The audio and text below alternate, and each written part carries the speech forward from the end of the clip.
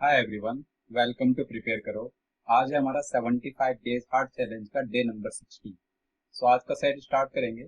क्या दिया हुआ है हमें सेट में? So A B C D and E are 5 employees who invested amounts of ₹60,000, 80,000, 90,000, 1 lakh and 1.2 lakh।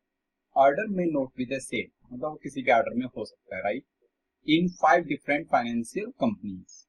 Each of these financial companies offers a different annual interest rate among 3%, 4%, 5%, 6%, and 8%. Again, order may not be the same as mentioned. तो वो random order में possible. The annual returns of these 5 employees are a different one among 4,000, 4,800, 3,600, 7,200 and 3,000. तो ये returns हैं. No two employees invested in the same financial companies, right? Okay. So there are 5 employees and 5 companies basically. Okay. Now the following information is known. Neither A nor E got the highest annual return. मतलब कुछ information है. तो basically हमारे पास क्या क्या है? There are 5 employees. Then there are 5 investment amounts, right?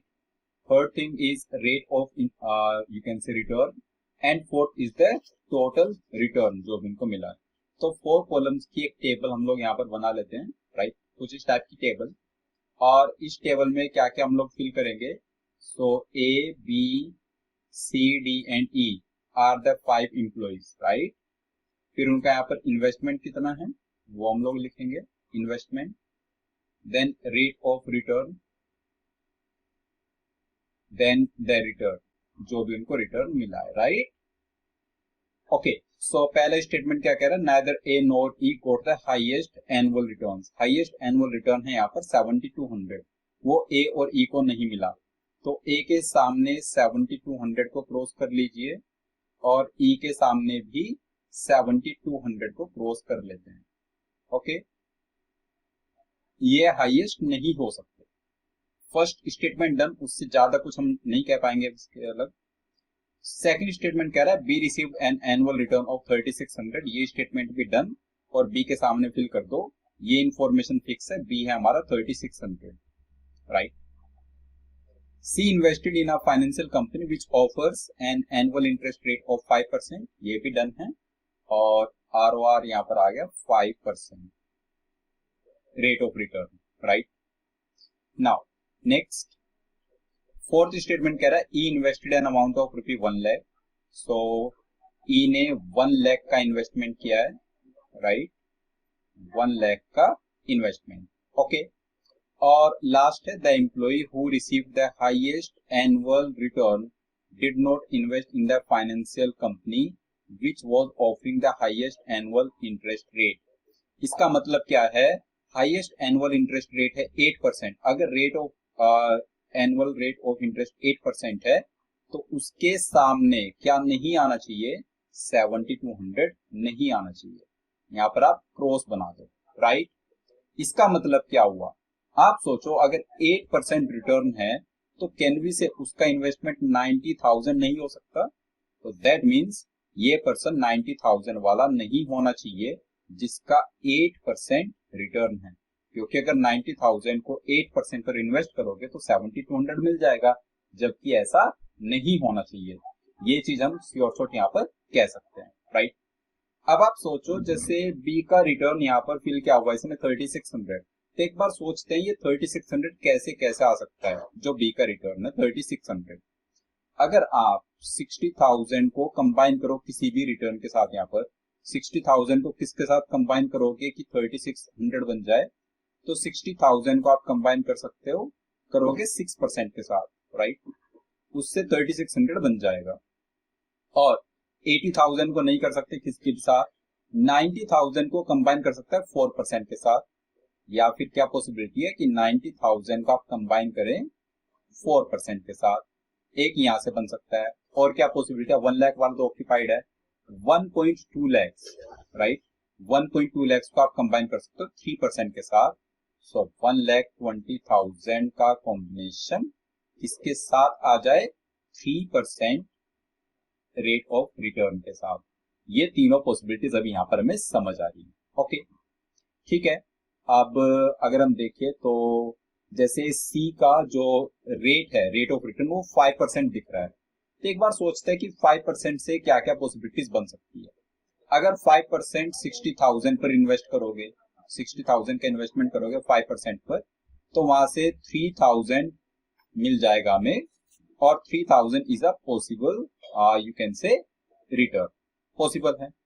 अगर 5% किसी और के साथ कंबाइन करोगे, जैसे 5% 80,000 के साथ कंबाइन किया, तो 4,000 रिटर्न वो भी पॉसिबल है। 5% 90,000 के साथ कंबाइन किया, वो पॉसिबल नहीं है, 4,500 यहाँ पर नंबर नहीं है।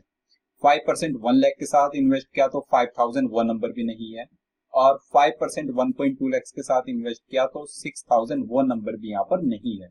दैट मीन्स सी का जो इन्वेस्टमेंट है उसमें दो पॉसिबिलिटी समझ आ रही है, एक है 60,000 और एक है 80,000, राइट। 60,000 या फिर क्या हो सकता है 80,000 और 80,000।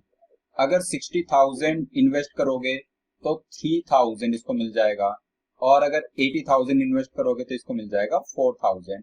दोनों ही नंबर ये पॉसिबल है, 3,000 as well as 4,000। Simple. Now आगे देखते हैं। ई का हमें इन्वेस्टमेंट दिया हुआ है 1 लाख, तो 1 लाख का देखो आप, अगर 1 लाख पर 3% का आप इन्वेस्टमेंट करते हो तो 3,000, 4% पर 4,000, 5% पर 5,000, 6% पर 6,000 एंड 8% पर 8,000। इन सारे नंबर्स में से कौन कौन से नंबर्स है हमारे पास? एक नंबर है 3,000 का और एक नंबर है 4,000 का। दैट मीन्स ई का जो रेट ऑफ रिटर्न हो सकता है, वो रेट ऑफ रिटर्न क्या हो सकता है? आइदर 3,000, आइदर 3% और 4%।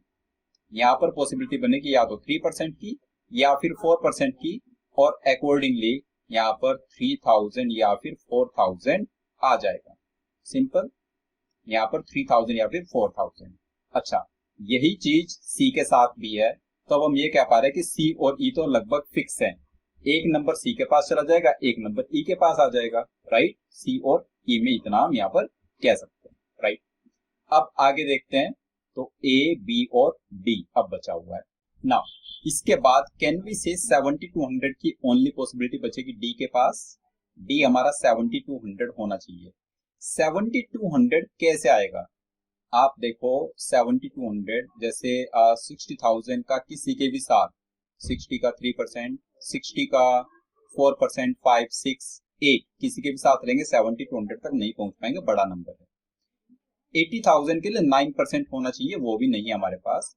90,000 8%। कैन वी से ओनली पॉसिबिलिटी है कि 90,000 और 8% रेट ऑफ रिटर्न मिले, तभी हमारे पास 70 to 100 बनेगा। तो यहां से आप ये फिक्स कर सकते हो।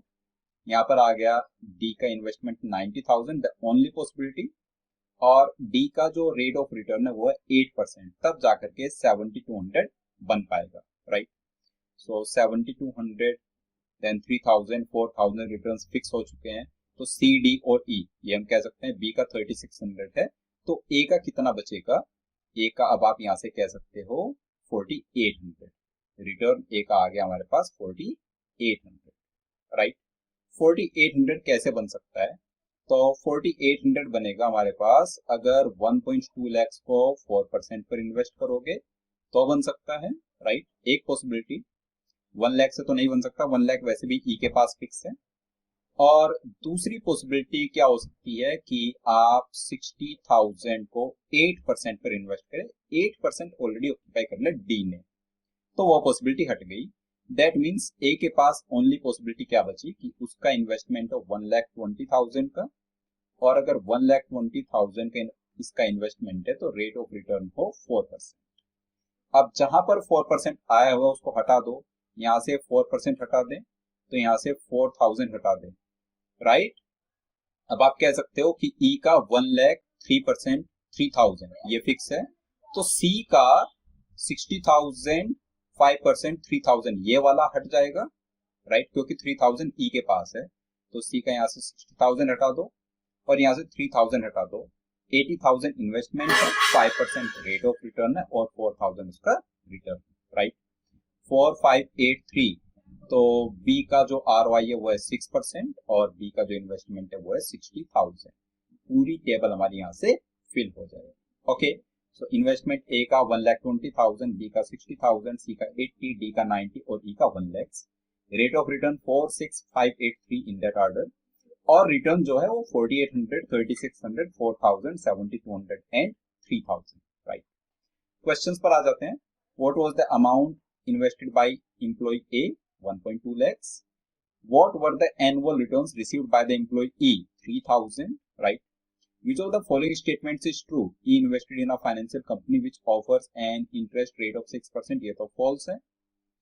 D received an annual return of 4,000. ये भी false है. B invested an amount of 90,000. ये भी false है. तो कौन सा true है? None of these. Which of the following statements is false? A invested an amount of 80,000. ये false है. Right. C received an annual return of 4,000. C yes. और C है E invested an amount of 1.2 lakhs. ये भी false है, तो more than one of the above false है। अच्छा, इसमें जो ऑप्शन C दिया है, ये देखो यहाँ पर ये कह रहा था कि E invested an amount of 1 lakhs और यहाँ पर कह रहा है E invested an amount of 1.2 lakhs, right? Okay, so I hope set आपको समझ आ गया होगा। इस टाइप के सेट्स को हम बोलते हैं क्वांट बेस्ड रीजनिंग, राइट? तो इस टाइप के सेट्स बहुत फ्रीक्वेंटली पूछे जाते हैं कैट एग्जाम में, तो आई होप आप इसको अच्छे से यूटिलाइज करेंगे इस लर्निंग को। डे नंबर 61 पर मिलेंगे एक डिफरेंट सेट के साथ। तब तक के लिए बाय बाय।